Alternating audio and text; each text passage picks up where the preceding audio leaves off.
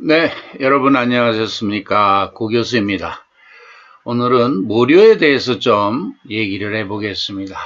모료는 재산작용이 있다. 이렇게 제가 제목을 붙였는데, 재산작용이라면 여기 untouched effect 영문으로, 자, 위험이나 위궤양이 있을 때 위산이 분비돼서 위통이나 또는 속쓰림이 올 때 위산을 중화시켜주는 그런 약이 안타시드 그렇게 얘기를 하죠.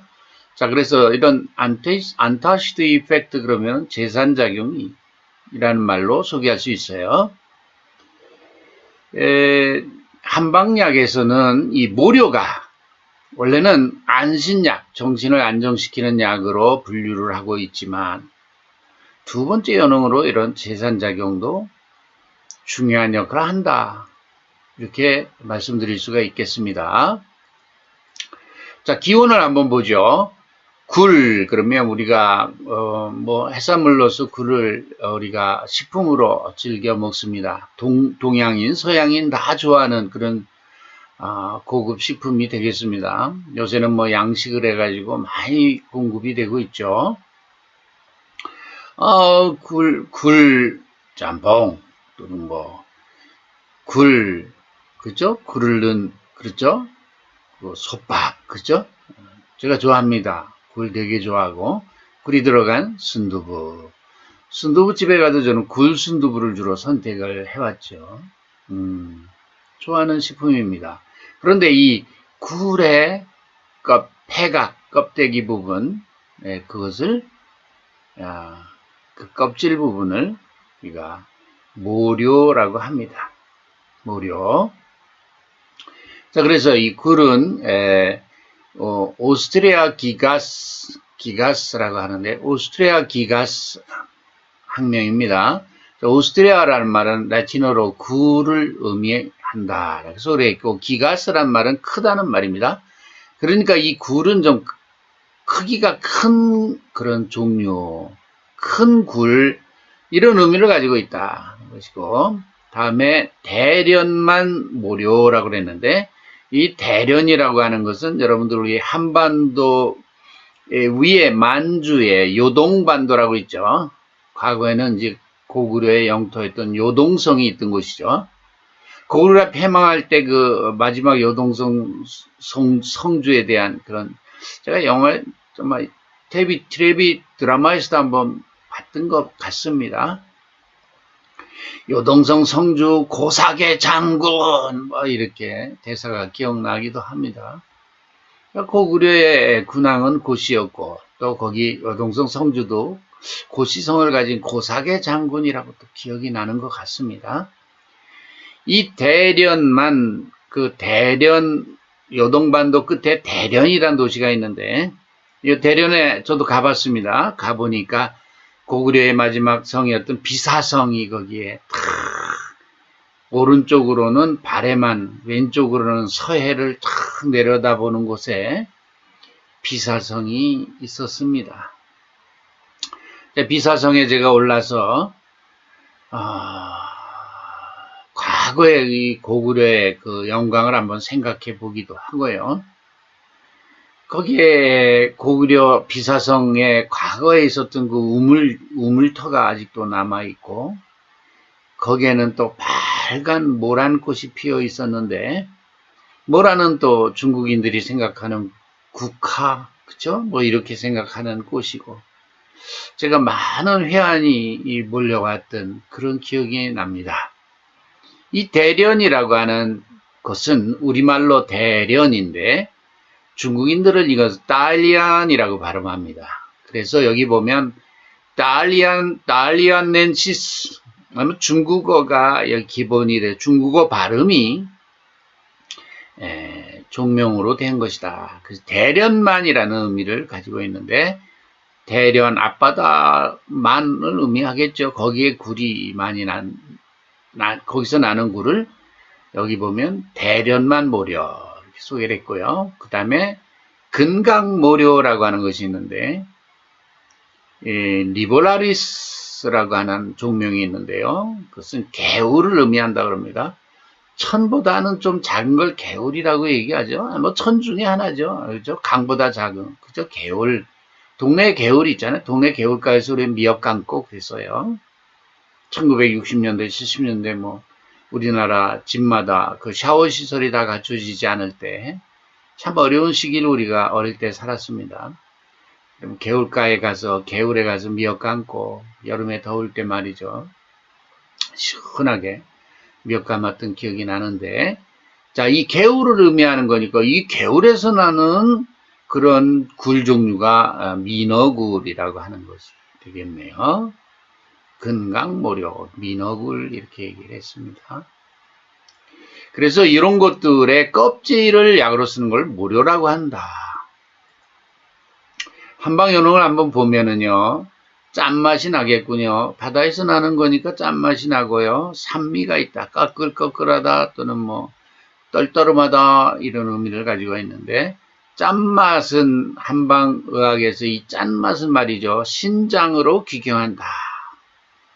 자, 그러니까 이 약이 어디에 작용하는가를 봤더니 간과 신장, 리버, 키드니 이 두 장기에 영향을 주는데 약간 차가운 성질을 가지고 있다.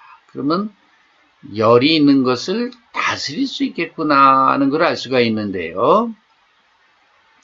자, 간과 신장경맥으로 귀경하는데 특히 이 신장을 주목을 해야 됩니다.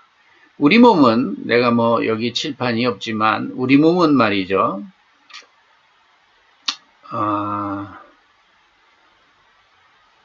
우리 몸은 간과 신장은 우리 몸의 아랫부분 하초라고 하는데 이 아랫부분에 있는 장기이고 이 신장의 신기를 도와주는 것 중에 하나가 바로 모료다라고 하는 거예요.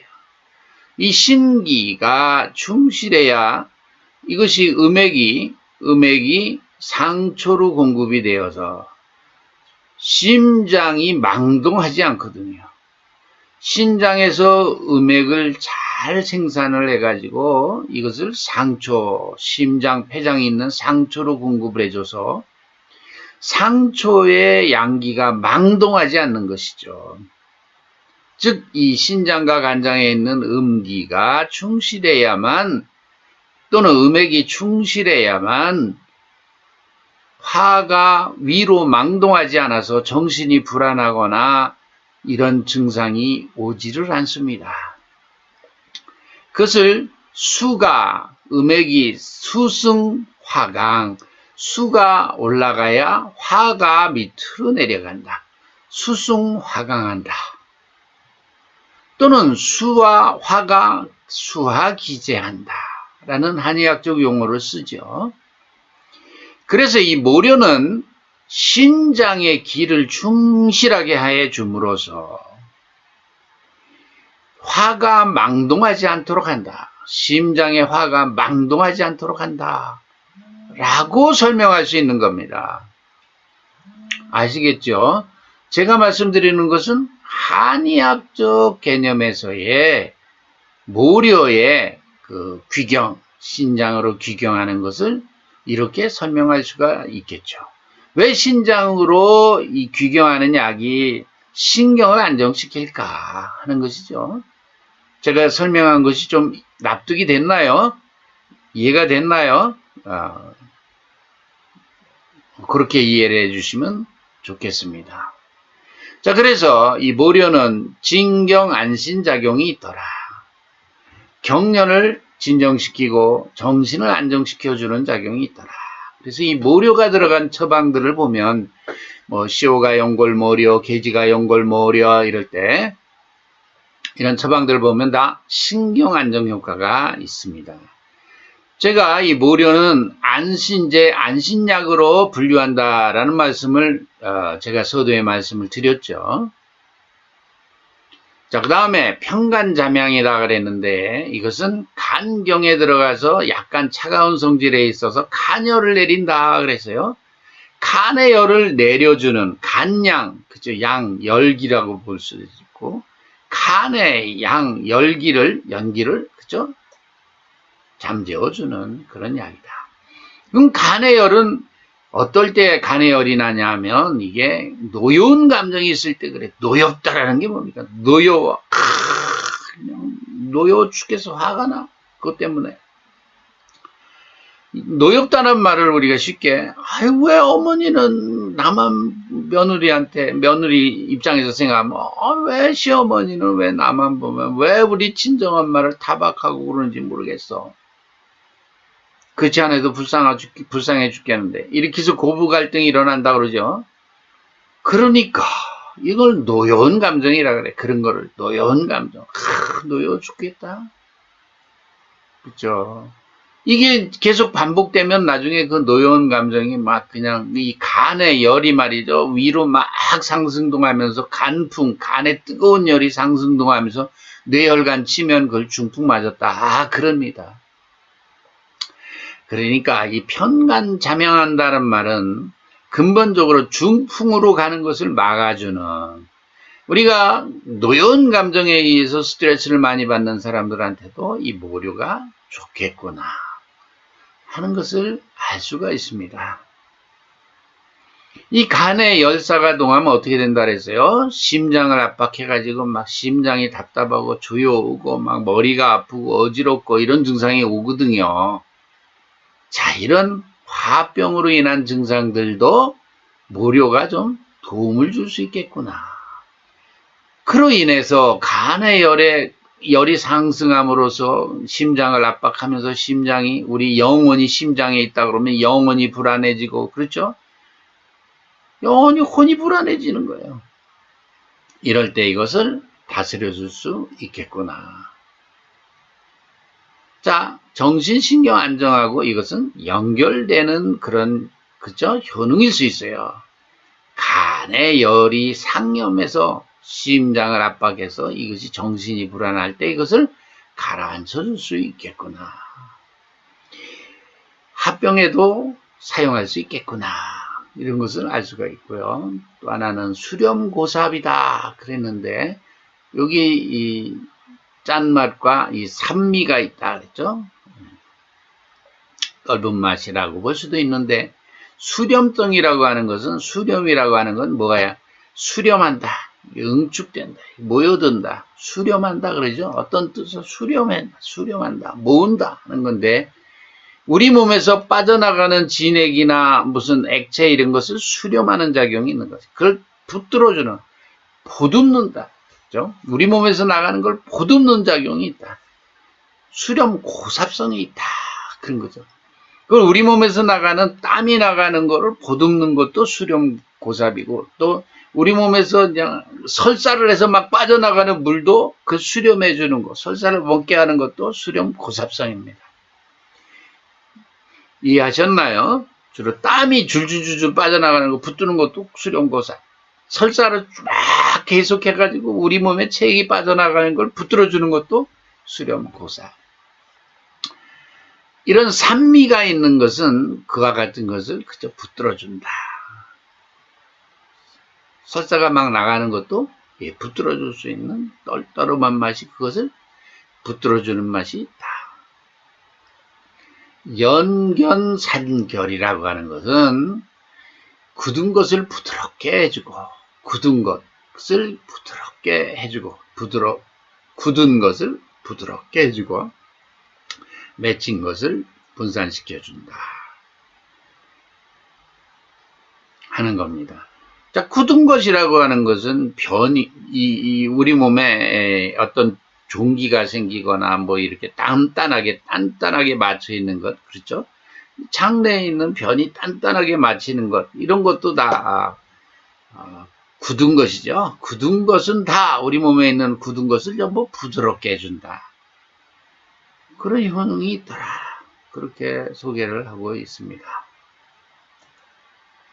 자, 성분은 CaCO3, 탄산칼슘, 칼슘 카보네이트, 이것이 주성분이다. 그 외에 나트륨이나 또 마그네슘, 칼륨, 이런 무기물들이 같이 포함되어 있다. 그 외에 베타인, 간해독 성분, 그 다음에 타우린 같은 경우 이 모료에서 정신신경 안정에 영향을 줄 수 있다라고도 봅니다. 타우린이라고 하는 것은 우리가 심장 기능을 정상화시켜 주고요. 특히 그 칼슘의 농도가 올라가게 되면, 여기 칼슘이잖아요. 칼슘의 농도가 올라가게 되면 일부는 우리가 이것이 그 심장 근육을 항진시켜 가지고, 그쵸? 혈압을, 그쵸? 조정할 수도 있는 거죠. 칼슘 농도에 따라서, 칼슘 농도가에 따라서 그것이 낮아지면 또 심장 기능이 저하되면서 혈압도 떨어지고 할 수가 있는 겁니다. 그런데 이 타우린은 이와 같은 칼슘 농도가 높거나 낮거나 해가지고 심장 기능에 이상이 오는 것을 바로잡아주는 그런 성분으로 알려져 있고요. 물론 타우린은 이게 아미노산 유도체이면서 설펀, 유황 성분을 가지고 있는 그런 구조를 가지고 있습니다. 그렇지만 지금 말씀드린 대로 이와 같이 심장 기능 또 혈압 문제 이런 것을 조절하는데 이 칼슘의 농도가 높거나 낮으면서 오는 고혈압이나 또는 저혈압의 문제 또는 심장 박동의 항진이나 또는 저하 문제, 이런 문제를 잘 컨트롤해 주는 역할을 하는 것이 타우린이다. 여러분들 요새 타우린은 일반 의약품 내지는 건강기능식품에도 피로회복제로도 많이 들어가 있죠. 여러분들 잘 아는 피로회복제 약국에서 드링크제에도 많이 들어가 있죠. 그런 효능이 있는 물질이 무료에도 있더라. 물론 이건 해산물 유래의 물질이고 그렇습니다. 그런 점에서 이 모료가 정신신경을 안정시키는 데 역할을 한다면 이 타우린의 역할도, 그죠? 심장 기능을, 그렇죠? 정상화하는데 역할을 한다. 특히 이 칼슘의 농도와 관련돼서, 이게 만약 모료가 칼슘의 농도를 올린다 그러면 그로 인해서 심장 기능에 망동이 생기는 거꾸로 부작용은 이 타우린이 막아줄 수 있겠구나 하는 것도, 그렇죠, 생각해 볼 필요가 있겠다는 것이고, 그 다음에 글루타치온이라는 것은 여러분들 잘 아는 간 해독제죠. 여러분들 잘 아는 해열 진통제 중에 여러분들 아세트아미노펜이라는 성분, 요새 코로나를 지나면서 여러분들 대표적으로 타이레놀이라는 그런 상품명으로 기억을 하는데, 물론 서스펜이라는 상품명도 있고 꼭 타이레놀 아니더라도 타세놀도 있고, 그렇죠? 이 아세트아미노펜이 부작용 중에 하나가 간독성이잖아요. 술 마신 다음에 머리 아프다 그래서 타이레놀, 서스펜 이런 거 먹으면 간독성 때문에 간이 잘못하면 손상될 우려가 있다. 제가 K무크 강좌에서 약과 건강에서도 누누이 얘기를 했었고, 그런데 이 아세트아미노펜, 타이레놀, 서스펜 이런 거로 인한 간독성도 이 글루타치온이 상당 부분 해소시켜 줄 수가 있다. 아주 중요한 간 해독 성분이죠. 이런 것들이 같이 들어있더라. 그 외에 아미노산들이 이렇게 들어있습니다. 확인된 양리는 제산작용이 있더라. 그래서 제산작용 때문에 칼슘 카보네이트 이것 때문에 속쓰림이나 위염, 위궤양 같은 데에도 도움을 줄 수 있겠다. 혈압 강화, 혈당 강화 작용.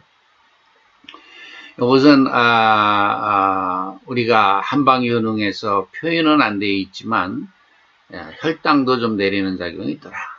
조골세포 활성화 작용, 그러면 골다공증에도 효과가, 갱년기 여성들한테 도움을 줄 수도 있겠구나. 밑에 골다공증 얘기가 나오네요. 지금 칼슘 들어가 있는 그런 생약이니까 충분히 예측 가능한 효능이 되겠습니다.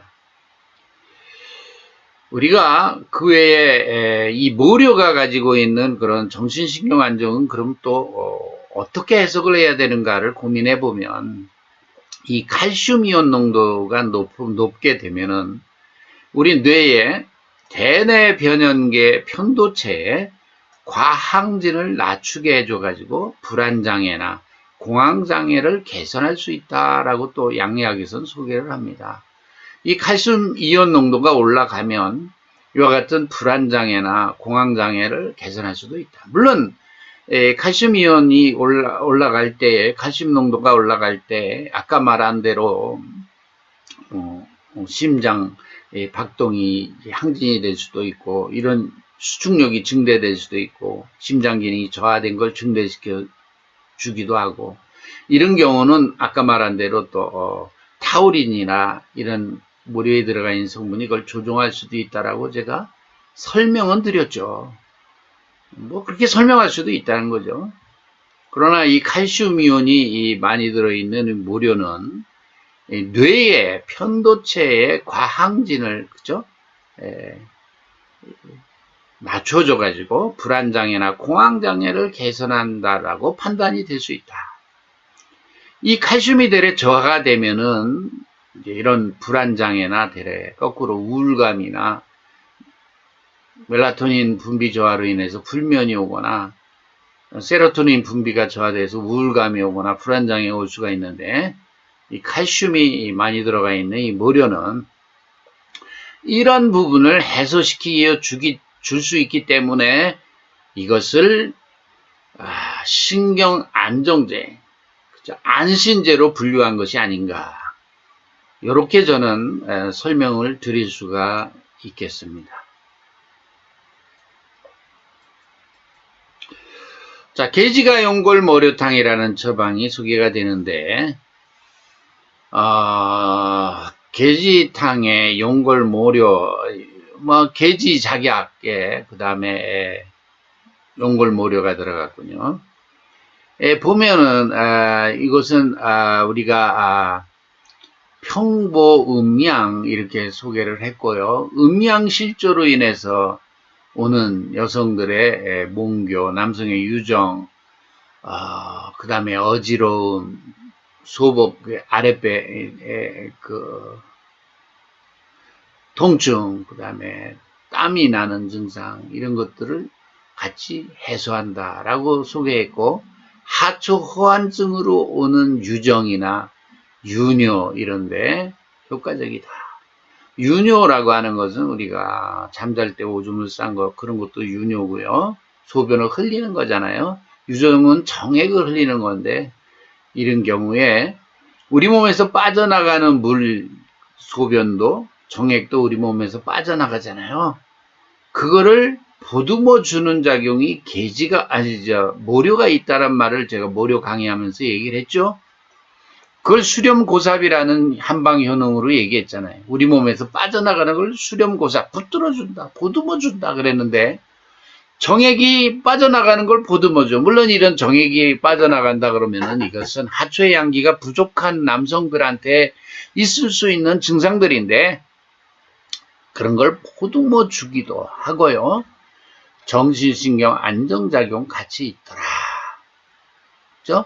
개지가 연골 모료탕은 정신신경을 안정시켜주는 이 연골과 모료라고 하는, 연골이라고 하는 건 여러분들 별도로 제가 강의를 해드리겠지만, 과거에 고시대에 살고 있던 뭐 예를 들면은 말 종류나 코끼리 종류나 뭐 이런 동물의 뼈의 화석을 캐가지고 약으로 쓰는 것이 용골입니다. 이게 용의 뼈다가 아니고, 그래 고대 동물, 거대한 고대 동물, 과거에는 그렇게 큰 동물들이 있다고 그랬죠. 코끼리류, 말류, 뭐 소류, 뭐 이런 고대 동물의 뼈다귀 화석입니다. 이것을 캐서 약으로 쓰는 것이 용골인데, 이 용골 모료는 다 정신신경 안정작용이 있고요. 그러니까 개지가 연골 모료탕은 이와 같은 정신불안증에 쓰기도 하고, 남성들의 유정, 그죠? 여성들의 몽교 이럴 때에도 활용할 수 있다. 이렇게 소개해 드릴 수가 있겠습니다. 오늘도 수고하셨습니다.